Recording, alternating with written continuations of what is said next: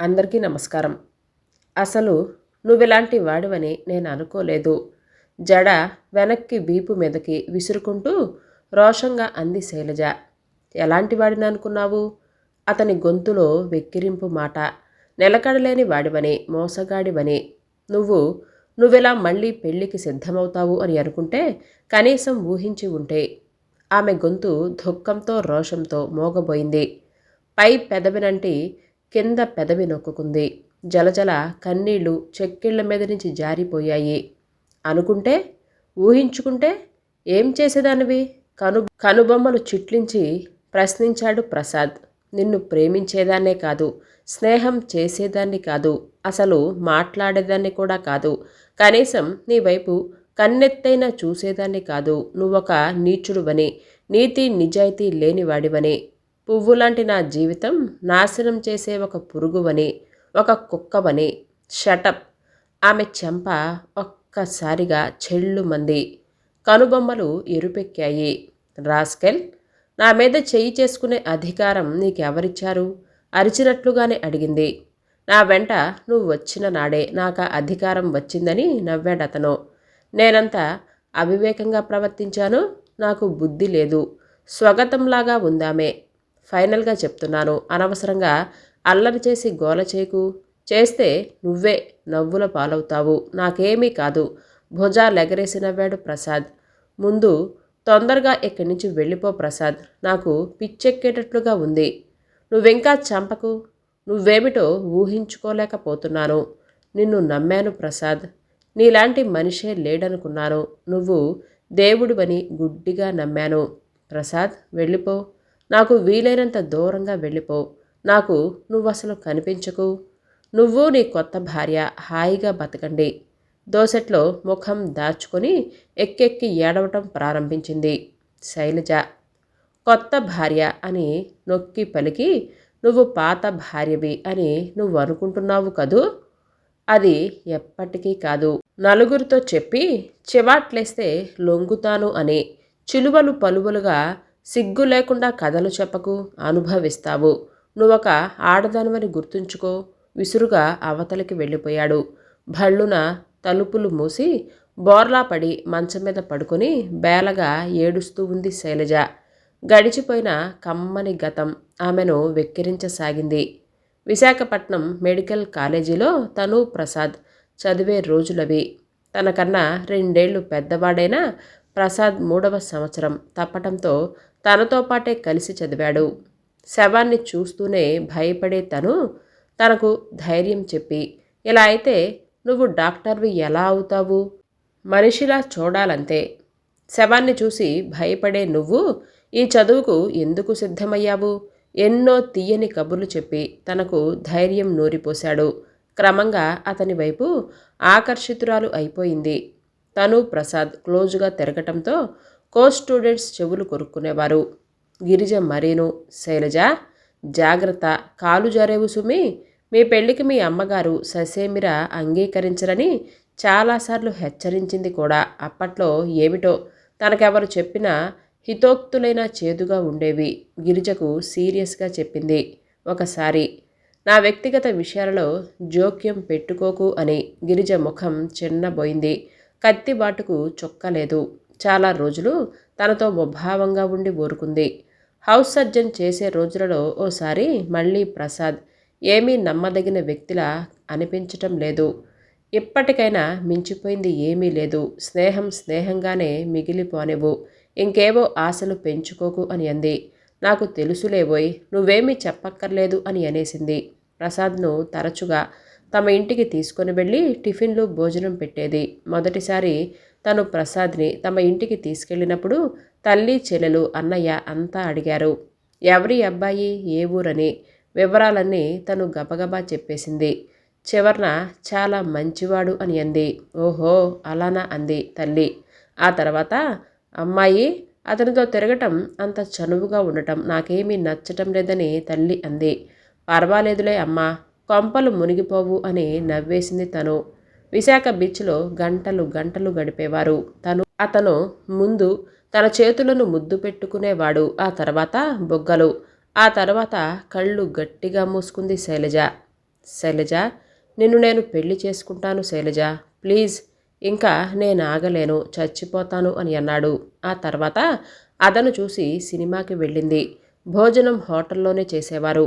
అదే హోటల్లో గదికి వెళ్ళింది అతని వెనకే. కాసేపు కూర్చొని వెళదామంతే అని అనేవాడు. అతను మాటలు నమ్మి అతని వెనకే నడిచింది. అతనికి ఒకరోజు అనుకోకుండా లొంగిపోయింది. తన సర్వస్వం అతనికి అర్పించేసింది. తర్వాత పరిపాటైంది. ఇంతలో చదువైపోయింది. అతను పల్లెటూరు వెళ్ళి ప్రాక్టీస్ పెడతాను అని అన్నాడు. తను నన్ను పెళ్లి చేసుకోమని అడిగింది. ఇప్పుడు పెళ్లికి వీలవదు, మా వాళ్ళు ఒప్పుకోరు, నాతో వచ్చేయి అని అన్నాడు. ఆమె దిమ్మెరపోయింది. ఇంతకాలం తన వాళ్ళు అంగీకరించారు అని అనుకుంది. పర్వాలేదు, అతనితో వెళ్ళిపోయి పెళ్లి చేసుకుందాము అని అనుకుంది. ఇప్పుడు అతను వాళ్ళని ఎదురించలేడు. ఉంపుడు గత్తెగా అతని వెంట వచ్చేయంటాడా? తన తల్లి ఎంత మొత్తుకొనేడ్చింది. నీ వెనక పుట్టిన వాళ్ళ గురించి ఆలోచించు, మేము సంఘంలో తలెత్తుకొని ఎలా తిరగాలో ఆలోచించు, కుటుంబానికి అప్రతిష్ట తేకు, అతన్ని పెళ్లి చేసుకోవద్దు, మన కులంవాడు కాదు, మాంసాహారి, నీకు అతనికి పొత్తు కుదరదు, శత విధాల నచ్చజెప్పి ఏడ్చింది. అందరూ చివాట్లు వేశారు. నిన్ను చదివించింది ఎందుకు? నీ మానాన నువ్వు పోవటానికా? కుటుంబాన్ని ఆదుకోవా? చెల్లెలు తమ్ముడు, చదువు, కుటుంబ భారం కొంచెమైనా భుజాన వేసుకోవా? చదువబ్బక గుమస్తాగిరిలో స్థిరపడిన అన్నయ్య అడిగాడు. మీ అందరి కోసం అతన్ని నేను వదులుకోను అని ఖచ్చితంగా చెప్పేసింది. చెంప చెళ్ళు మనిపించాడన్నయ్య. చండాలపు దాన అని మెడ మీద చెయ్యేసి గుమ్మం బయటికి నెట్టాడు. తల్లి తల కొట్టుకుంది. ఊరుకో అమ్మా, కన్నపిల్లలందరూ సంతోషాన్ని ఇవ్వరమ్మా, ఒక్క పిల్ల వల్ల బాధ కలిగినా సహించాల్సిందే, పోనీ మన పాటలేవో మనమే పడదాం అని తల్లిని ఓదార్చాడతను. కట్టు బట్టలతో, తన చదువుకు సంబంధించిన కాగితాలతో శాశ్వతంగా తన వాళ్ళకి, ఆ ఇంటికి దూరమైపోయింది. నాతో వచ్చేయ్, నీకిల్లు చూసి ఉంచాను, ఉందువు గాని, ప్రాక్టీస్ కూడా చేద్దువు గాని, నెమ్మదిగా మా వాళ్ళకి నచ్చ చెప్పుకుంటాను. ఆ తర్వాత నిన్ను నేను పెళ్లి చేసుకుంటాను. ఇంటికి పెద్దవాణ్ణి నేనే. పెళ్లి కావలసిన చెల్లెళ్ళు ఇద్దరున్నారు. నాన్నగారు బాగా పెద్దవారైపోయారు. అమ్మకి కుటుంబ మర్యాదలంటే ప్రాణం. వాళ్ళని కష్టపెట్టలేనని ప్రసాద్ సోది చెప్తే తనకు ఒళ్ళు మండిపోయింది. కానీ ఏం చేయగలదు? నిస్సహాయంగా కన్నీరు కార్చింది. తన కోసం అతని వాళ్ళని వదులుకోడు. తను మాత్రం అందర్నీ వదిలేసుకుంది. అభిమానం లేదు సరే, తనకు విశ్వాసం కూడా లేదు. తనకి శాస్తి కలగాల్సిందే. ప్రాక్టీస్కి కావలసిన హంగులన్నీ అమర్చాడు. తామిద్దరూ కలిసి ప్రాక్టీస్ని ప్రారంభించారు. పల్లెటూరు కావటం వలన తమిద్దరి సంబంధాన్ని కథలు కథలుగా చెప్పుకుంటున్నారు. ఆ యమ్మ డాక్టరట అని. తాను చాలా సిగ్గుపడింది. తను ముండా? అతని ఉంపుడుగత్తెన? ఎంత దిగజారింది! తన కుటుంబ సంప్రదాయం, చదువు, ఈ చదువు తనకిచ్చిన సంస్కారమా ఇది? సన్నగా తలనొప్పి ప్రారంభమైంది శైలజకు. కణతలు బరువుగా రుద్దుకుంది. కనుబొమ్మలు గట్టిగా మూసుకుంది. అమ్మగారు, డాక్టరమ్మగారు. శైలజ గతం చెదిరిపోయింది. కళ్ళు పైట చెంగుతో తుడుచుకొని ఒక్కసారిగా లేచి తలుపు తీసింది. అమ్మాయికి నొప్పులొస్తున్నాయమ్మా, మంత్రసాని డాక్టరమ్మని పిలవాలి అంది. చేతులు జోడించి ఎదురుగా నిలుచున్న నడి వయస్కురాలిని చూసి పద అని అంది శైలజ. గజేంద్రుణ్ణి కాపాడే విష్ణువులాగా ఉన్నపాటున ఆమె వెంట బయలుదేరబోతూ ఉంటే, అమ్మగారు పెట్టే, అది మందులు, ఇంజెక్షన్, సూది అని అంది. డాక్టర్ వైపే చూసింది. డెలివరీ కేసు చూడటానికి తను వెళ్ళేటప్పుడు తీసుకొని వెళ్లే బాక్స్ని ఆమె చేతికిచ్చి తలుపుకు తాళం పెట్టింది. ఆమె మనసేమీ బాగోలేదు. ఈ సమయంలో ఒంటరితనం అస్సలు భరించలేదు. తన వృత్తిలో తను లీనమవ్వాలి. జీవితంలో ఏవో సుఖాల వైపు మనసును పరుగెట్టనీయకూడదని తనకు తాను బుద్ధులు చెప్పుకుంటూ అన్యమనస్కంగానే నడిచింది శైలజ. ఆమె ప్రాక్టీస్ ఇప్పుడిప్పుడే పుంజుకుంటుంది. ఇప్పటి వరకు ఆ ఇద్దరి సంపాదన ప్రసాదే తీసుకుంటున్నాడు. ఇవాళ ఫీజు తీసుకున్న తర్వాత అనుకుంది, ఇవాళ నుంచి ప్రసాద్ తనకేమీ కాడు. తన సంపాదన అతనికి ఇవ్వదు. తన కుటుంబానికి సహాయం చేస్తుంది. 4 రోజులు దాటిపోయింది. ప్రసాద్ వచ్చి, డాక్టర్ బాబు గారు రాలేదా అమ్మా అని అడిగేవారికి రాలేదని పొడి పొడిగా జవాబు చెబుతుంది. కానీ అతని ఉద్దేశమేంటి అనే ప్రశ్న ఆమెను వేధిస్తుంది. ఆవేళ పోస్ట్లో శుభలేఖ వచ్చింది శైలజకి. కవర్లో నుంచి మెరుపు డిజైన్ కార్డు తీసి చదివింది. నీరు నిండిన కళ్లకు మసక మసకగా అక్షరాలు అల్లుకుపోయినట్లుగా కనిపించాయి. చప్పున కళ్ళొత్తుకొని చదివింది. డాక్టర్ ప్రసాద్కి లక్ష్మినిచ్చి ఆ పైన ఆమెకు చదవాలి అని అనిపించలేదు కాబట్టి డ్రాయర్లో పడేసింది. ఆ రోజు ఆమెకి అన్నం సహించలేదు, నిద్ర కూడా పట్టలేదు. ఏదో తెలియని విరక్తి, నైరాస్యము ఆమె మనసును ఆక్రమించింది. నిన్నెప్పటికైనా పెళ్లి చేసుకుంటాను అని నమ్మించి జీవితాన్ని సర్వనాశనం చేసిన ప్రసాద్ నా చెల్లెలకు 50,000 కట్నం అడిగారు. ఇప్పుడు నాకు 1,00,000 రూపాయలు కట్నంగా ఇస్తామని సంబంధాలు వస్తున్నాయి. 1,00,000 కట్నం తీసుకుంటే చెల్లెలు పెళ్ళైపోతుంది. నా చదువు కోసం మా వాళ్ళు ఇల్లు వాకిలి తాకట్టు పెట్టారు. పోనీ నువ్వు 1,00,000 ఇవ్వగలవా? నా పరిస్థితి తెలిసి ఎగతాళి చేసినట్లుగా ఉంది. అసలు నిన్ను పెళ్లి చేసుకుంటే నా చెల్లెలకి పెళ్ళవదు, సంబంధాలు రావు అంటే తనంత ధైర్యం చేసే ముందే ఇవన్నీ ఆలోచించాల్సింది. నన్నెందుకు ఊబిలోకి దించావు అని అడిగింది. నేనేమీ దించలేదు, నువ్వే దిగావు. నేను కాకపోతే అప్పుడు మరొకరికి ఒళ్ళు అప్పగించేదానివి. ఎంత అసహ్యంగా మాట్లాడావు. డోంట్ టాక్ అని అంది తను. అతను విరగబడి నవ్వాడు. ప్రసాద్కి పెళ్ళైపోతుంది. తనకిక జన్మలో పెళ్లి కాదు. తను ఎవరి భార్య కాదు. వ్యక్తిగా తనకు ఎలాంటి విలువ లేదు. అందరికీ తనంటే చులకన భావమే ఉంటుంది. దీర్ఘంగా నిట్టూర్చింది శైలజ. రాత్రి 9 గంటలు దాటింది. డిస్పెన్సరీ మూసి బెడ్రూంలోకొచ్చాడు. ఏదో పుస్తకం తిరగేస్తూ ఉంది. సన్నగా తలుపు తట్టిన చప్పుడు. ఆ శబ్దం ప్రసాద్ చేతి వేళ్ళు. అతను అలాగే టకటకా చప్పుడు చేస్తాడు. తలుపులు తెరవమని. ఎందుకో ఆమె గుండెల్లో దడదడతో పాటు దుఃఖం, కోపం. 2 నిమిషాలు తనని తాను నిగ్రహించుకొని యాంత్రికంగా తలుపు వైపు నడిచి గడియ తీసింది. లోపలికి వచ్చిన ప్రసాద్ కాదు, ఆమె కళ్లకు కొత్తగా కనిపించాడు. మౌనంగా వచ్చి కుర్చీలో కూర్చుంది. అతను ఆమె ఎదురుగుండా ఉన్న కుర్చీలో కూర్చొని ఆమె ముఖంలోకి చూశాడు. అతను ఆ ఇంటి నుంచి వెళ్ళి దాదాపుగా 1 నెల రోజులు దాటిపోయింది. ఆమె అతని పెళ్లికి వెళ్ళలేదు. ఊరిలో అతనిచ్చిన డిన్నర్కి కూడా హాజరు కాలేదు. బాగున్నావా అని అడిగాడు ప్రసాద్. నీ దయ వలన ఒక్కొక్క అక్షరం నొక్కి చెప్పింది శైలజ.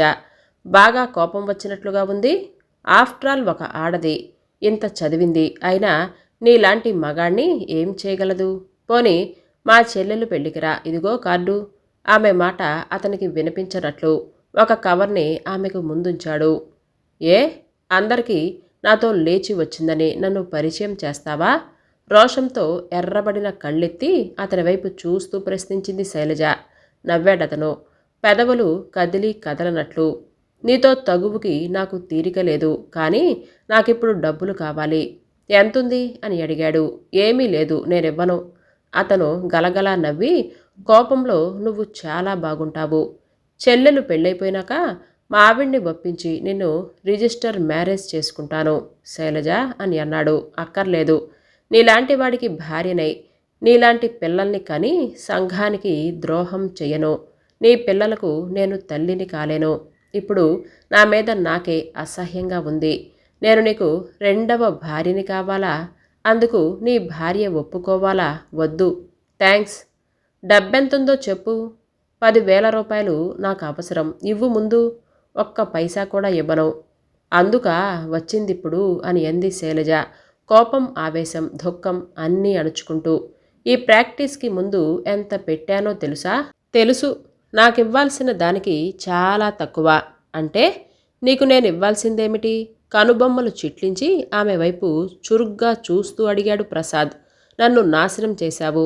నా పరువు, మర్యాదలు, నా బతుకు అన్నీ దోచుకున్నావు ప్రసాద్. నువ్వేమిచ్చినా నష్ట పరిహారం కాదు. ఈ డిస్పెన్సరీ, ఈ బీరువాలు, మందులు, కుర్చీలు, బల్లలు అన్నీ నావి. ఇదే మాటంటాను. ఇకపైన నా ప్రాక్టీస్ నాదే. నేను చాలా సంపాదించాను. నిన్ను నమ్మి అంతా నీకే ఇచ్చేశాను. ఇకపైన నేను నీకేమీ ఇవ్వను. రాస్కెల్. నువ్వొచ్చి డబ్బు పట్టుకుపోదాం అని అనుకున్నావా? ఎందుకు అనవసరంగా నోరు పారేసుకుంటావు? ఇస్తావా లేదా? బ్యాంక్ బుక్ ఇలా పారేయ్ అని అన్నాడు లేచి నిలబడుతూ. ఆమె బీరువా నుంచి పాస్బుక్ తీసి అతని కాళ్ల ముందుకు విసిరింది. వంగి పుస్తకం తీసుకుని దానిని ఒకసారి చూశాడు. అది జాయింట్ అకౌంట్. పుస్తకంలో బ్యాలెన్స్ 20,000 రూపాయలుంది. అతని పెళ్లికి ముందే అంతా విత్డ్రా చేసుకున్నాడు. ఆమె వైపు చురుగ్గా చూశాడు. సంపాదించిన డబ్బు ఏం చేస్తున్నట్లు? ఇటుపైన నీకు నాకు ఎటువంటి సంబంధమూ లేదు, వెళ్ళిపో. దెయ్యం వదిలింది అని గుండెల మీద చెయ్యేసుకొని తేలికగా ఊపిరి పీల్చుకొని, సరే రేపివన్నీ అమ్మి డబ్బు తీసుకుంటాను అని అన్నాడు. అతను అన్నంత పని చేయగలడు అని అనుకున్న శైలజ చేతుకున్నటువంటి 2 బంగారు గాజులు, మెడలో ఉన్న ఒంటిపేట గొలుసు, బీరువాలో ఉన్న కొన్ని రూపాయలు అన్నీ అతనికిచ్చి, ఇక నన్ను నా మానాన బతకనివ్వు అని చేతులు జోడించి వేడుకుంది. ప్రతి నమస్కారం చేసి టకటక బోట్ల శబ్దం చేసుకుంటూ నడిచి అక్కడి నుంచి వెళ్ళిపోయాడు ప్రసాద్. ఆ ఊరు నుంచి మకాం ఎత్తేసింది శైలజ. ఒక పల్లెటూళ్ళలో ప్రాక్టీస్ పెట్టింది. 6 నెలలు గడిచిపోయాయి. డబ్బు పేరు బానే వస్తుంది డాక్టర్ శైలజకి. ఆత్మీయులు చెప్పిన హితోక్తులు వినకుండా అందరినీ వదిలి వచ్చినందుకు తగిన శిక్ష అనుభవించాలని సుదీర్ఘమైన ఉత్తరం రాస్తూ 5,000 రూపాయలు చెక్కు పంపించింది అన్నయ్యకు శైలజ. 4 రోజుల తర్వాత చెక్కు తిరిగొచ్చింది. చెక్కుతో పాటు ఒక ఉత్తరం కూడా వచ్చింది. ఆతృతగా ఉత్తరంలోని అక్షరాల వెంట దొర్లాయి కళ్ళు. థ్యాంక్స్, చెక్కు తిరిగి పంపించినందుకు నువ్వేమీ బాధపడకు. నీ డబ్బు కుటుంబ ఖర్చులకు స్వీకరించటానికి నా మనస్సు అంగీకరించటం లేదు. మీ ఉత్తరం శాంతం చదివాము. నువ్వెళ్ళాక అమ్మ పాతకాలపు మనిషేమో బాగా సిగ్గుపడిపోయేది. తానే ఏదో తప్పు చేసినట్లుగా బాధపడేది. అత్తయ్య పద్మజని హరికి చేసుకోలేను అని ఖచ్చితంగా చెప్పేసింది. అత్తయ్య పద్మజని తన కోడల్ని చేసుకుంటానని నాన్నగారి దగ్గర ప్రమాణం చేసింది. ఎందుకు మానేసిందంటావు? అమ్మ 4 రోజుల జ్వరంతో ఓ రోజు రాత్రి ఆత్మహత్యో ఏమో మరి కన్ను మూసింది. ఇప్పుడందరం పైసో పరకో గౌరవంగా సంపాదించుకుంటూ ఉన్నాం. నీ డబ్బు మాకు అవసరం లేదు. సీతారాం. సీతారాం అని పెద్దగా నవ్వుకుంది శైలజ. శైలు అని ఆప్యాయంగా పలకరించే అన్నయ్య మీ అన్నయ్య అని సంతకం పెట్టలేకపోయాడు. ఎవరో పేషెంట్ రావటం ఉత్తరం టేబుల్ మీద పడేసి పేషెంట్ ఒక్కొక్కరిని చెకప్ చేసి ప్రిస్క్రిప్షన్ రాసిచ్చింది శైలజ. అయితే వారివ్వబోయే మామూలు ఫీజు 5 రూపాయలు మాత్రం తీసుకోలేదు. ఇవాటి నుంచి నేను ఫీజు తీసుకోవటం లేదు అని చెప్పేసింది శైలజ. కృతజ్ఞతా భావంతో కళ్ళల్లో ఆనందం తొణికిసలాడుతూ ఉంటే నమస్కరించారు రోగులు. అమ్మ దేవత అని అంటూ పిలిచారు. ఆనాటి నుంచి ఆమె ఉచిత వైద్యం చేయటం మొదలుపెట్టింది. అందరూ ఆమెను దేవత అంటారు. ఆమె దేవతగా ఎందుకు మారిందో ఎవరికీ తెలియదు. నువ్వు పెద్ద తోపురా. ఛ, ఎలాంటి మాటలొచ్చేస్తున్నాయి. షార్ట్ ఫిలిమ్స్ ఎక్కువ చూస్తూ ఉంటే ఇదే ఫలితం అనుకుంటా అని అనుకున్నాడు ఆనంద్. అద్దంలో ఎవరందాన్ని తను చూసుకొని మురిసిపోతారు. ఎవరూ లేనప్పుడు తనలో తాను పైకి మాట్లాడుకోవటం అతనికి బాగా అలవాటు. ఎవరి మటుకు వాళ్ళు అద్దంలో చూసుకుంటున్నప్పుడు చాలా అందమైన వ్యక్తిని చూస్తున్నటువంటి అనుభూతి కలగటం మామూలే. అయినా ఆనంద్ నిజంగానే చాలా అందంగా ఉంటాడు. ఎంతంటే సులోచనారాణి నవల హీరో అంతని చెప్పినా ఊహకి రావటానికి పెళ్లి చేసి చూడు పాతాళ భైరవి మిస్సమ్మ లాంటి ఎన్టీ రామారావంతా అని చెప్పొచ్చు. అద్దంలో మళ్ళీ ఒకసారి చూసుకొని ఎడం పక్కన మీసం కొద్దిగా తేడా ఉంటే కత్తెరతో చిన్నగా సవరించి క్రాఫింగ్ మళ్ళీ చేసుకొని సినిమాల్లో శోభన్ బాబులాగా 2 వెంట్రుకలు లాగి నుదుటి మీదకి రౌండ్ తిప్పాలా వద్దా అన్న సందిగ్ధంలో ఉండగా ఆ అమ్మాయి కాఫీ షాప్కి వచ్చి వెయిట్ చేస్తూ ఉంటుందేమో. ఎంతసేపు మేకప్, త్వరగా వెళ్ళు అన్న తల్లి భారతి మాటలతో ఫినిషింగ్ టచ్ ఇంకేమైనా ఇవ్వాలా అని మళ్ళీ అద్దంలో ఒకసారి చూసుకున్నాడు. ఇదిగో వెళుతున్నా అని లేచి కారు తీసి బయలుదేరాడు. చూడబోయే అమ్మాయి ఫోటో ముందే చూసినా అతని అనుభవంలో ఫోటోలో అమ్మాయిలకి అసలమ్మాయిలకి చాలా తేడా ఉండటం గత అనుభవం ఉంది. పెళ్లి ఫోటోలు తీయటంలో నిష్ణాతుడైన ఒక ఫోటోగ్రాఫర్ ఎలాంటి అమ్మాయినైనా అందంగా చూపించే టెక్నిక్ కనిపెట్టాడు. ఇది తెలిసిన కొంతమంది ఆ ఫోటోగ్రాఫర్ ఫోటోలు కాకుండా వేరేవి పంపమని అడగటం మామూలైపోయింది. ఆనంద్ కూడా అదే జాగ్రత్త పడ్డాడు. డ్రైవ్ చేస్తున్న అతని ఆలోచనలు చిన్నతనంలోకి వెళ్ళిపోయాయి. ఆనంద్ చాలా అందగాడు అన్న విషయం మిగతా వాళ్ళందరూ గుర్తించినా తను అందంగా ఉంటాడన్న విషయం అతనికి 10 ఏళ్లు దాటేదాకా తెలియదు. హైస్కూల్లో చేరకముందు ఒక ప్రైవేట్ స్కూల్లో చదివినప్పుడు శ్రీలక్ష్మి, ఆనంద్ చెల్లెలు సంధ్య క్లాస్మేట్స్ అయితే ఆమె అక్క వరలక్ష్మి ఆనంద్ క్లాస్లో చదివేది. వరలక్ష్మి, సంధ్య ఇద్దరు మంచి స్నేహితులయ్యారు. ఇద్దరు సంధ్యను కలవటానికి తరచూ ఆనంద్ ఇంటికి వచ్చేవారు. ఆ ఇద్దరిని ఆనంద్ పెద్దగా పట్టించుకునేవాడు కాదు. 1-2 సార్లు ఎవరూ లేనప్పుడు వరలక్ష్మి ఆనంద్కి చాక్లెట్లు, ఒకసారి సెంటు వాసనతో ఉన్న రంగు శుద్ధ ముక్కలు, ఇంకొకసారి ఇవ్వబోతే అసంకల్పితంగా అవి తీసుకోలేదు ఆనంద్. తనున్నంతసేపు నిన్ను చూడటంతోనే సరిపోతుందని ఒకసారి సంధ్య వరలక్ష్మి గురించి అన్న మాటల వలన అతనికి తన అందం గురించి స్పృహ మొదటిసారి కలిగింది. అయితే తర్వాత సంధ్య చెప్పిన విషయం అతనికి పెద్ద షాక్ని కలిగించింది. నువ్వు వరలక్ష్మి ఇచ్చినవి తీసుకోలేదు కదా అని అడిగింది సంధ్య. ఏమో నాకు గుర్తులేదు అని అన్నాడు ఆనంద్. మేమిస్తే ఎందుకు తీసుకుంటాడు? కమిషనర్ గారి అమ్మాయిలిస్తే తీసుకుంటాడు కానీ అని వరలక్ష్మి అందని సంధ్య చెప్పగానే ఆనంద్ షాక్ తిన్నాడు. తన మనస్సు లోపల ఉన్న రహస్యాలు వరలక్ష్మికి ఎలా తెలిసాయి అంటే ఆమె తనను చాలా నిశితంగా గమనిస్తుందన్నమాట. వరలక్ష్మి, శ్రీలక్ష్మి అక్క చెల్లెళ్ళు ఇద్దరు సంధ్యను కలవటానికి వచ్చినప్పుడు తను అరుగు మీద నించోవటం గుర్తుకొచ్చింది. అతనక్కడ ఎందుకు నుంచున్నాడనేది అతనికి మాత్రమే తెలుసు. కొద్ది నెలల క్రితం కొత్తగా ట్రాన్స్ఫర్ మీద ఊరికొచ్చిన మున్సిపల్ కమిషనర్ గారు ఆనంద్ వాళ్ళ ఇంటికి దగ్గరలోనే ఒక ఇంట్లో దిగటం, ఆయనిద్దరు కూతుళ్ళు. ఆనంద్ ఇంటి మీదుగా రోజు సాయంత్రం దగ్గరలోనే మన గణపతి మాస్టర్ ఇంటికి ట్యూషన్కి వెళ్ళటం గమనించాడు. అతనికి తెలియకుండానే ఇద్దరు అక్కా చెల్లెలలో చిన్నమ్మాయి సునందంటే అతనికి ఇష్టం కలగటం, రోజు వాళ్ళు వచ్చే టైంకి అరుగు మీద నిలబడి చూడటం జరుగుతుంది. పెద్దమ్మాయి రమణైతే తల ఎత్తేది కాదు. కానీ సునంద ఓసారి ఆనంద్ కేసి కుతూహలంగా చూసి తల తిప్పుకునేది. ఆ చూపు కోసం అతను రోజు అక్కడ నిలబడటం ఇంకెవరూ గమనించలేదు అని అనుకున్నాడు.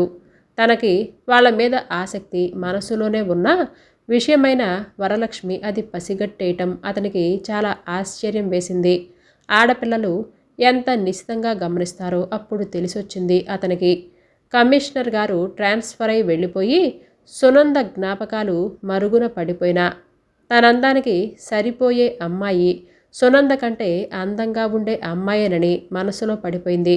తన భార్యను చూసి తన మీద జాలిపడే కంటే ఈర్ష్యపడేంత అందంగా ఉండాలని అతని మనసులో నాటుకుంది. మంచి ఉద్యోగంలో సెటిల్ అయ్యి 4 ఏళ్లవుతున్నా పెళ్లి లేట్ అవ్వటానికి ముఖ్య కారణం సునంద బెంచ్ మార్క్ దాటిన అమ్మాయి తారస పడకపోవటమే. తల్లి ఎంత కోరుతున్నా తన మనసుకు అన్ని విధాలా నచ్చే అమ్మాయి కోసం ఎదురు చూస్తూనే ఉన్నాడు. ఎంతవరకు తాను కాదన్న వాళ్లే కానీ తనను కాదన్న అమ్మాయిలు తారస పడకపోవటం, తన అందం మీద అతనికి మంచి అభిప్రాయం ఇంకా బలపడటం జరిగింది. అతని పినతల్లి కొడుకు జగన్ విషయంలో చాలామంది అమ్మాయిలు అతన్ని వద్దనటం ఆనంద్ చూస్తూనే ఉన్నాడు. తనకలా జరగటం అసంభవం అని అనుకున్నాడు. ఆ వేళ ఎప్పటిలాగే ఇంటికొచ్చి టిఫిన్ తింటూ ఉంటే తల్లి వచ్చి దుర్గపిన్ని ఒక సంబంధం తెచ్చింది. వాళ్ళ జగన్కి జాతకాలు నప్పలేదట. మీ ఆనంద్కి సరిపోతుందని వివరాలు చెప్పింది. ఇదిగో ఈ నెంబర్కి ఫోన్ చేసి మాట్లాడు అని ఫోన్ నెంబర్ ఇచ్చింది. ఆ అమ్మాయి నీతో మాట్లాడిన తర్వాతే కలుస్తుందట అని అంది వంటింట్లోకి వెళ్ళిపోతూ. జాతకాలు నప్పటం కాదు, జగన్ గాడు ఆ అమ్మాయికి నచ్చి ఉండడు అని అనుకున్నాడు మనసులో. చూద్దాం ఈమెని ఎలా ఉంటుందో అని అనుకుంటూ తల్లిచ్చిన నెంబర్కి కాల్ చేశాడు. అవతల గొంతును బట్టి అమ్మాయి తండ్రి కాబోలు అని అనుకున్నాడు. నేను జగన్నాథరావు గారి అబ్బాయినండి అని చెప్పగానే ఆయన ఒక్క క్షణం గుర్తుపట్టనట్లుగా అనిపించి వెంటనే బాబు అమ్మాయికిస్తాను అని ఫోను వాళ్ళ అమ్మాయికిచ్చాడు.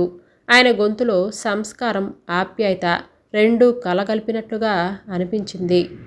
హలో, నేను కాళిందిని. తండ్రి ఎవరు ఫోన్ చేశారోనని చెప్పనట్లున్నాడు. వెంటనే సబ్జెక్ట్లోకి వచ్చేసింది. మీరు ఫోన్ చేస్తారని దుర్గాంటీ చెప్పారు అని అంది. ఫార్మల్ పెళ్లి చూపుల కంటే ఇద్దరం కలిసి ఎక్కడైనా మాట్లాడుకుంటే బాగుంటుందని అన్నారట కదా అని అన్నాడు ఆనంద్. అలా ఏమీ లేదండి. మీ పేరెంట్స్తో మా ఇంటికి వచ్చినా సంతోషమే. ఆమె ఆ మాటలన్న పద్ధతికి మనసులో చాలా సంతోషించాడు.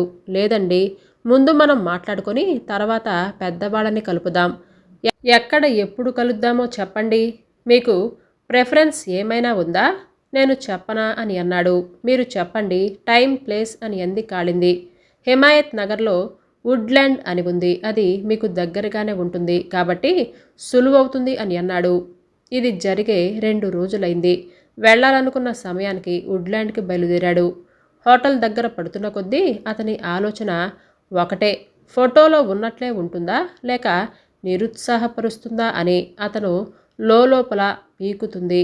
దానికి కారణం లేకపోలేదు. గతంలో ఫోటోలో చాలా అందంగా కనపడ్డ వాళ్ళు తీరా ప్రత్యక్షంగా చూస్తే ఫోటోగ్రఫీ స్కిల్ ఎంత మోసం చేయగలదో అర్థమై ఆశ్చర్యపోవాల్సి వచ్చింది. అందుచేత ఇప్పుడు హోటల్ దగ్గరవుతున్న కొద్దీ అతనికి దడ పెరిగింది. కారు పార్క్ చేసుకుని హోటల్లో ప్రవేశించి గ్రౌండ్ ఫ్లోర్లో ఉన్న రెస్టారెంట్లో యువతల సోఫా ఉంటే అందులో కూర్చున్నాడు. రెస్టారెంట్లో చాలామంది ఉన్నట్లుగా ఉన్నారు. ఆమె వచ్చిన తర్వాత ముందుగా అనుకున్నట్లు మేడ మీద ఉన్న ఏసీ హాల్లోకి వెళదామని ప్లాన్. అనుకున్న టైం దాటి 15 గంటైంది. కాళింది రాలేదు. ఇంకాసేపు చూసి కాల్ చేద్దాము అని అనుకుంటూ ఉండగా మెరుపు తీగలాగా లేత ఆకుపచ్చ రంగు చీరలో గుమ్మ ముందు ప్రత్యక్షమైంది. అదే మొదటిసారి కాబట్టి ఓ క్షణం పట్టింది గుర్తుపట్టడానికి. దగ్గరకొచ్చి చిరునవ్వుతో విష్ చేసింది. ఆనంద్ తేరుకొని అతను కూడా విష్ చేసి పైకి వెళదామా అంటూ మేడ మీదకి దారి తీశాడు. లాంజ్లో ఉన్న కొద్ది మంది కింద హాల్లో టేబుల్స్ దగ్గర ఉన్నవాళ్ళు కాళిందిని ఆశ్చర్యంగా చూడటం గమనించాడు. ఇంచుమించు అతన్నెవ్వరూ పట్టించుకోవటం లేదు. తన భార్య పట్ల ఇతరుల నుంచి ఎలాంటి స్పందన రావాలనే అతను ఊహించుకున్నాడు. అదప్పుడే కొద్దిగా అనుభవంలోనికి వచ్చింది. అక్కడ మేడ మీద ఏసీ హాల్లో పెద్దగా జనముండరు. ఉన్న 10-15 టేబుల్స్లో 5-6 టేబుల్స్ వద్దనే కొంతమంది ఉన్నారు. కింద హాల్లోకి రాగానే ఇక్కడ కూడా అందరూ కాళిందిని చూడటం గమనించాడు. ఖాళీగా ఉన్న ఒక టేబుల్ దగ్గర కూర్చుంటూ ఆనంద్ కాళిందిని మొదటిసారిగా పరిశీలనగా చూశాడు. ఎంత అందమైన అమ్మాయి! ఎంతవరకు పెళ్ళైపోకుండా తనదాకా రావటం అతనికి ఆశ్చర్యాన్ని కలిగించింది. అటుగా వచ్చిన ఒకరిద్దరు బేరర్లు కూడా కళ్ళు తిప్పుకుంటూనే ఆమెను గమనించటం చూశాడు. ఒకతను దగ్గరకొచ్చి మెనూ కార్డు ఇస్తే ఒక 10 నిమిషాల్లో చెప్పండి అని చెప్పి కార్డు కాళిందికిచ్చాడు. ఆమె మెనూ కార్డు చూస్తూ ఉంటే ఆమె వైపు పరిశీలనగా చూశాడు. ఫోటోలో కంటే చాలా ఎక్కువ అందంగా ఏ అమ్మాయినా ఉండటం ఇదే చూడటం మొదటిసారి. అంత అందమైన అమ్మాయి తనను ఒప్పుకుంటుందా అని ఒక్క క్షణం అనిపించినా తాను కూడా ఏమీ తక్కువ కాదు కదా అని మనస్సులోనే మెదిలి స్థిమితపడ్డాడు. ఆమె మెనూ చూసి మీరేమైనా లైట్గా ఆర్డర్ చేయండి, ఆర్డర్ ప్రధానం కాదన్నట్లుగా అతని కళ్ళల్లోకి చూస్తూ ఆమె కళ్ళందం చూసి మరీ ఆశ్చర్యపోయాడతను. అతని చెల్లెలు సంధ్య ఎప్పుడు మామూలుగా పౌడర్ రాసుకొని బొట్టు పెట్టుకోవటం కన్నా ఎక్కువ మేకప్ వేసుకోవటం చూడలేదు. కానీ కాళిందిలో అతను ఒక ప్రత్యేకతను గుర్తించాడు. అది ఆమె మేకప్. చేసుకున్న విధానం కొట్టొచ్చేలా లేకపోయినా లైట్గా లిప్స్టిక్ వేసుకొని గమనించాడు. నిశ్చయంగా ఆమె మేకప్లో ప్రత్యేకంగా చెప్పలేకపోయినా ఆమె అందాన్ని మేకప్ ద్విగుణీకృతం చేస్తుంది అని అతనికి అనిపించింది. బేరర్ వస్తే ముందు గులాబ్ జామ్ స్వీట్, ఆ తర్వాత ఐస్ క్రీం ఆర్డర్ చేశారు. కొద్దిసేపు కాళిందిని చూస్తూ ఉండటం అతను గమనించలేకపోలేదు. మెల్లగా కబుర్లో పడి ఒకళ్ళ గురించి ఒకళ్ళు చదువు, అభిరుచులు, హాబీలు, సినిమాలు అన్నీ మాట్లాడుకున్నారు. మధ్యలో బేరర్ తెచ్చిన ఐటమ్స్ చాలా స్లోగా కానిచ్చారు. ఆమెతో మాట్లాడుతున్నంతసేపు ఆమె ముఖంలో కనపడే ఒక రకమైన గ్లో చూసి ఆశ్చర్యపోయాడు. ఆమెను తన పక్క భారీగా ఊహించుకుంటూ ఒక్కడుగు పొడుగైనట్లుగా ఫీలయ్యాడు. మిగతా అన్ని విషయాలు మాట్లాడి అడుగుదామా వద్దా అని తటపటాయించి చివరకడిగాడు. మా ఇల్లు విశాలంగానే ఉంటుంది. మా అమ్మ నాన్నలతో కలిసి ఉండటానికి మీకు అభ్యంతరం ఉండదనుకుంటాను అని అన్నాడు. అలా ఎందుకడిగారు? మా అన్నయ్య వదిన మాతోనే ఉంటారు. అది చాలా చిన్న విషయం అని అన్నట్లుగా తేలికగా అనేసింది ఆమె. ఇరు కుటుంబాలు కలిసి మాట్లాడుకోవటం, ఎంగేజ్మెంట్ ఫంక్షన్, తర్వాత పెళ్లి అనుకున్నట్లుగా వరుసగా జరిగిపోయాయి. ఎంగేజ్మెంట్ సమయంలోనూ పెళ్లిలోనూ బంధుమిత్రుల అందరిది ఒకటే అభిప్రాయం. ఈడు జోడు చాలా బాగుందని అందరూ అనటంతో భారతి కొడుకు కోడలికి ఎన్నిసార్లు దిష్టి తీసిందో ఆమెకే తెలియదు. ఇక ఆనంద్ విషయానికి చెప్పనక్కర్లేదు. సునంద కంటే అందమైన అమ్మాయిని పెళ్లి చేసుకోవాలి అనే కోరిక తీరటం, మిత్రుల అభినందనలు అన్నీ కలిపి అతని క్లౌడ్ 9 ఎక్కించాయి. పెళ్లికొచ్చిన సంధ్య స్నేహితురాలు వరలక్ష్మి మొత్తానికి కమిషనర్ గారి అమ్మాయిల కంటే అందమైన అమ్మాయిని మీ అన్నయ్య పెళ్లి చేసుకున్నాడు అని సంధ్యతో అనటం అతను ఆశించిన ఫైనల్ సర్టిఫికేషన్. ఆనంద్ ఇంట్లో గ్రౌండ్ ఫ్లోర్లో 2 బెడ్రూములు ఉన్నాయి. ఫస్ట్ ఫ్లోర్లో కూడా 2 బెడ్రూములు ఉన్నాయి. అక్కడ మాస్టర్ బెడ్రూమ్లో తగినంత స్పేస్తో ఒక డ్రెస్సింగ్ టేబుల్ కూడా ఉంది. కాళింది తన ముఖ్యమైన సామాన్లు అక్కడే పెట్టుకుంది. ఆమె వచ్చిన తర్వాత మరుసటి రోజు కాళింది కింద వంటింట్లో ఉండగా ఆమె డ్రెస్సింగ్ రూమ్లో సెల్ ఫోన్ మోగింది. అది తీసుకొని వెళ్ళి ఆమెకిద్దామని అక్కడికి వెళ్ళాడు. సెల్ తీసుకొని డ్రెస్సింగ్ టేబుల్ చూసి స్టన్ అయిపోయాడు. ఎప్పుడూ చూడని అనేక రకాల పౌడర్లు, క్రీములు, చిన్న చిన్న బ్రష్లు చూసి అతనికి మతిపోయింది. ఆమె ఇంట్లో ఉన్నప్పుడు ఓ పెద్ద మేకప్లేమీ లేకపోయినా, ఆమె అందానికి వచ్చిన లోటేమీ లేకపోయినా, మొదటిసారి కలిసినప్పుడు ఆ తర్వాత ఫంక్షన్లోనూ మేకప్ ఆమె అందాన్ని ద్విగుణీకృతం చేసిందన్న దాంట్లో ఎటువంటి సందేహం లేకపోయినా దాని వెనక ఇంత సరంజామా ఉన్న సంగతి అతనికి తెలియనే లేదు. అయితే ఆ తర్వాత కాలంలో జరిగిన కొన్ని సంఘటనలతో అందమైన భార్యను పొందాను అని కేకు మీద ఐసింగ్ లాగా ఆమె వ్యక్తిత్వంలోని ప్రత్యేకతలు తెలిసి చాలా చాలా ఆనందించాడు. కాళింది కాపురానికొచ్చిన 4వ రోజు పొద్దుటే డ్రాయింగ్ రూమ్లో పేపరు చదివి మేడ మీదకి వెళ్ళటానికి లేచాడు. దగ్గరలోనే కిచెన్లో నుంచి తల్లి మాటలు వినపడ్డాయి. కాళింది, ఈ ఉప్మా పట్టుకొని వెళ్ళి వాడికి ఇచ్చేయమ్మా. ముందు ఆ ఉప్మాలో కొంచెం పెద్దగా ఉన్న మిరపకాయలు, కరివేపాకు ఏరి తీసేసి పక్కన పెట్టమ్మా. చిన్న చిన్న పచ్చిమిరపకాయలు ఉంచినా పర్వాలేదు. ఆనంద్ త్వరగా పైకి వెళ్ళిపోయి వెయిట్ చేస్తున్నాడు. తల్లి మాటలు కాళింది అమలు చేస్తుందా లేదా అన్న సందేహం అతనికి కలిగింది. కొద్దిసేపట్లో 2 ప్లేట్లలో ఉప్మాతో కాళింది పైకొచ్చింది. ఒక ప్లేట్ అక్కడున్న చిన్న టేబుల్ మీద పెట్టి ఒక ప్లేట్ ఆనంద్ చేతికిచ్చి, నాకు కరివేపాకు, పెద్ద పచ్చిమిరపకాయలు తీసేసివ్వండి, అవుంటే నాకు చిరాకు అని అంది. అతన్ని చిలిపిగా చూస్తూ. తల్లి మాటలు విన్నాడు కాబట్టి ఆమె చిలిపితనానికి ముగ్ధుడయ్యాడు. వెంటనే సీరియస్గా ప్లేట్ చేతిలోకి తీసుకొని ఒక 5 నిమిషాలు దృష్టి పెట్టి ఆ పని చేసి తిరిగి ప్లేట్ ఆమెకివ్వటానికి తలెత్తాడు. ఆమె తాను తెచ్చిన 2వ ప్లేట్ అతని చేతిలో పెట్టి ఇప్పుడు తినండి అని అంది. తాను చేసిన పనే ఆమె చేసిందని ప్లేట్ చూస్తే అర్థమైంది. ప్లేట్లో పెద్ద పెద్ద పచ్చిమిరపకాయలు, కరివేపాకు ఒక పక్కకు తీసి పెట్టున్నాయి. ఇద్దరు ఒకళ్ళని ఒకరు చూసుకుంటూ టిఫిన్ పూర్తి చేశారు. ప్లేట్ తీసుకొని వెళుతూ ఇలా ఉండాలి మన దాంపత్యం అని అంది నవ్వుతూ. మొట్టమొదటిసారిగా ఆమెలోని చలాకితనం అతన్ని ఇంకో మేఘంపైకి ఎక్కించింది. మొక్కు తీర్చుకోవటం కోసం అందరూ తిరుపతి ప్రయాణం కట్టారు. సంధ్య భర్త రాఘవ కూడా వచ్చాడు. ఎంత ముందు రిజిస్ట్రేషన్ చేసినా లోయర్ బెర్త్ దొరక్కపోవటంతో ఆనంద్ తండ్రి రఘునాథం గారి గురించి కొంచెం ఆందోళన పడ్డారు. అందరూ ట్రైన్ ఎక్కారు.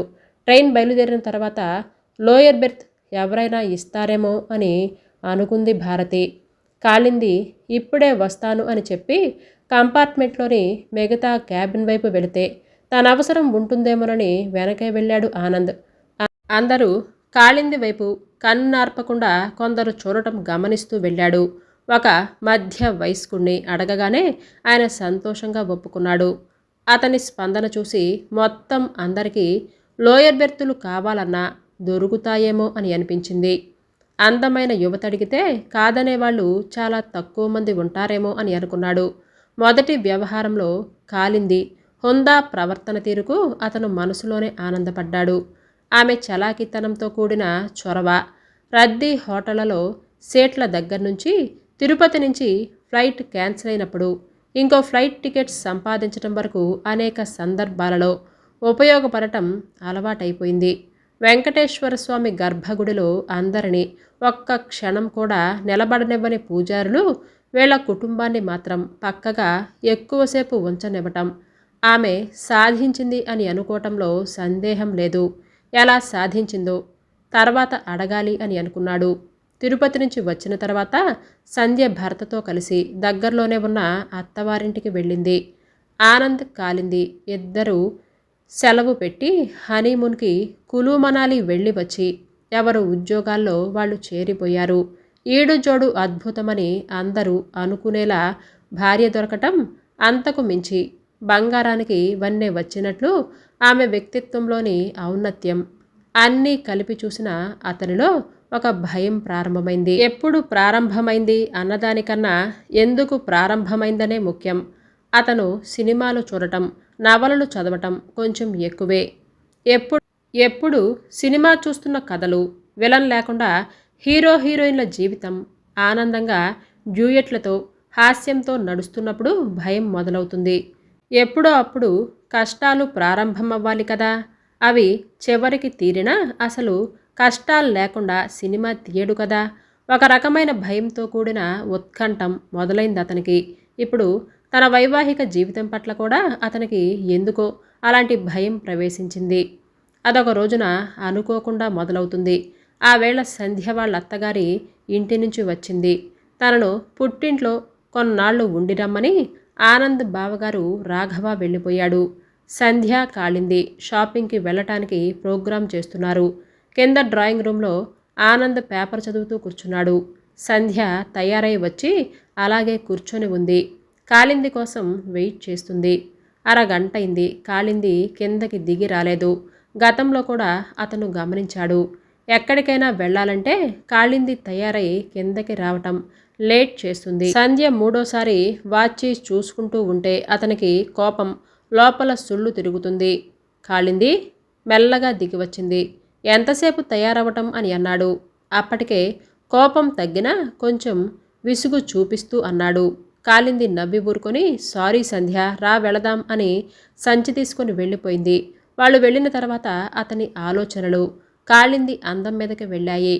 తాను పక్కన ఉండగా ఆమె అందాన్ని అందరూ గుర్తించటం అతనికి ఆనందం కలిగించినా ఇప్పుడు అతని ఆలోచనలు అది వరకు లేని కొత్త మార్గంలోకి వెళ్ళాయి. ఆమె అందం మగవాళ్లకు కనువిప్పు చేయబోతుంది అన్న ఆలోచన ఒక్కసారిగా అతనిలో ఒక నెగిటివ్ ఫీలింగ్ ఆవరించింది. ఏదో మామూలుగా సంసార పక్షంగా మేకప్ చేసుకుంటే ఎవరూ పట్టించుకోకపోవచ్చు. కాళింది చేసుకునే మేకప్ చాలా ప్రత్యేకంగా ఉండి అందరినీ తల తిప్పి చూసేలా ఉంటుంది. డ్రాయింగ్ రూమ్లో నుంచి పైకి బెడ్రూమ్లోకి వెళ్ళి రొటీన్గా చేసుకునే బ్యాంకు పనులు అవి చేసుకోవటానికి ల్యాప్టాప్ తెరిచినా అతని దృష్టి నిలవలేదు. చిన్నగా ప్రారంభమైన అతని సమస్య మహావృక్షమై కూర్చుంది. అసలు ఈ మేకప్ తగ్గించి సంధ్య వాళ్ళలాగా సింపుల్గా బయటికి వెళ్ళొచ్చు కదా అని కాళిందికి చెబుదామా అన్న ఆలోచన వచ్చింది. కానీ అదెంత సంస్కారహీనంగా ఉంటుందో గుర్తించి ఆమె మనస్సు నొప్పించేలా ఏమీ అనలేకపోయాడు. అప్పటికి కొంత తమాయించుకున్నా లోపల పడుతున్న మదనం అతను అంతకుముందు చేసుకున్న నిర్ణయాన్ని నిలవనివ్వలేదు. అలా అనకుండా ఉండలేకపోయాడు. ఆమె ఆశ్చర్యపోయింది. ఆనంద్ ఎందుకలా అంటున్నాడు అని అనుకుంది. ఆమె కాస్త స్వతంత్ర భావాలు కలది కాబట్టి తన మేకప్ విషయంలో ఆనంద్ జోక్యం రుచించకపోయినా వివాదాలు కొనసాగించే స్వభావం కాదు కాబట్టి అతనే మారతాడు అని ఆశించి తన రొటీన్లో పడిపోయింది. ఆ వేళ సంధ్య సినిమాకి వెళదాం అని అంటే బుక్ చేసుకొని ముగ్గురు మాల్కి వెళ్ళి డిన్నర్ చేసి సినిమాకు వెళ్ళేటట్లుగా ప్లాన్ చేసుకొని బయలుదేరారు. గతంలో అయితే కాళింది పక్కన ఉంటే అందరూ ఆమెకేసి చూస్తున్నప్పుడు గర్వంగా ఫీల్ అయినవాడు ఈసారి లోపల రగిలిపోయాడు. డిన్నర్ అయిన తర్వాత సినిమాకి ఇంకా టైం ఉంటే సంధ్య కాలింది మాల్లో తిరిగి వస్తాము అని వెళితే ఆనంద్ బుక్ స్టాల్ దగ్గర ఒక కుర్చీలో కూర్చొని ఆలోచనల్లో పడ్డాడు. భార్య రూపవతి శత్రువని ఎక్కడో చదివిన సంగతి గుర్తుకొచ్చింది. అప్పుడు అర్థమవ్వనిది ఇప్పుడు కొంచెం కొంచెం అర్థమవుతుంది. సంధ్య ఉండగానే ఎందుకీ మేకప్లు, మగాళ్ళు బుర్రలు పాడు చేసేలా అని అనటంతో ఆనంద్ ఈ విషయం ఎక్కువ ఆలోచిస్తున్నాడని సంధ్య గమనించింది. ఎవరో బురకా వేసుకున్న యువతులు ఇద్దరు అతని ముందు నుంచి వెళ్ళారు. వారిని చూసి అది చాలా మంచి పద్ధతి అని అనుకొని వాళ్ళ భర్తలు తను పడుతున్న మనోవేదన లాంటివి పడక్కర్లేదు అని అనుకుంటూ భలే ఉందనుకున్నాడు. వాళ్ళిద్దరూ సినిమా టైంకి తిరిగొచ్చేదాకా అదే ఆలోచనలో పడ్డాడు. రాఘవకి ఆఫీస్ పని మీద జర్మనీ వెళ్లే పని పడటంతో సంధ్య వెళ్ళటం వాయిదా పడి హైదరాబాద్లోనే ఉండిపోయింది. ఆనంద్ ప్రవర్తనలోని మార్పును, సూటిపోటి మాటలతో కాలింది కూడా ఆందోళన పడింది.